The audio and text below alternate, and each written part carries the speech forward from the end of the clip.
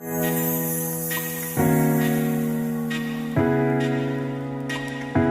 day everyone, this is Kit again from Waiwang, Philippines, and I am glad to share with you a devotion that is found in John 12:1-8. I want to read it with you, the passage in NIV version that says in verse 1, 6 days before the Passover, Jesus arrived at Bethany, where Lazarus lived, whom Jesus had raised from the dead. So here, dinner was given in Jesus' honor. And Martha served, as usual. You know, Martha is always busy, while Lazarus was among those reclining at the table with Jesus with him. Then Mary took about a pint of pure nard, an expensive perfume, and she poured it on Jesus' feet and wiped his feet with his hair, and the house was filled with fragrance of the perfume. But one of his disciples, Judas Iscariot, who was later to betray him, objected and said, "Why wasn't this perfume sold and the money given to the poor? And it was worth a year of wages." And he did not say this because he cared about the poor, but because he was a thief, a keeper of the money bag that he used to help himself to what was put into it. So here I want to focus on Mary. I want to focus on what is truly giving our extravagant worship to the Lord. See, Mary, even if you read the previous passages that talks about the siblings, Mary, Lazarus, and Martha, we know that in their first meeting, how it described how Mary will just run at the feet of Jesus. She will just down and listen to Jesus. He just loved to listen to Jesus.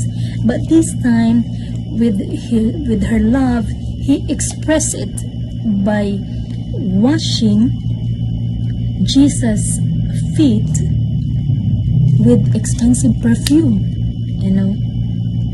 When he poured it out, he did not just give the perfume or wash Jesus' feet with that expensive perfume, but she washed it, she wiped it with her hair, and that is a very humble thing to do. But yet I believe Mary understood who is Jesus is, that he is not just a human being, but he is God. And that's how the way, when we come into worshiping the Lord, that you won't mind. It is not like calculated one, or that you are so careful of what would people would say. But here Mary shows how she poured out her devotions, her great love to Jesus herself. How she understood who is this person that she worshipped, that she recognized that he's not just only a human being, but he is God. And in the same way, friends, when we come to the presence of the Lord, when we poured out wholeheartedly our heart and our devotions, remember, this is like a perfume that, the fragrance will fill the whole, room.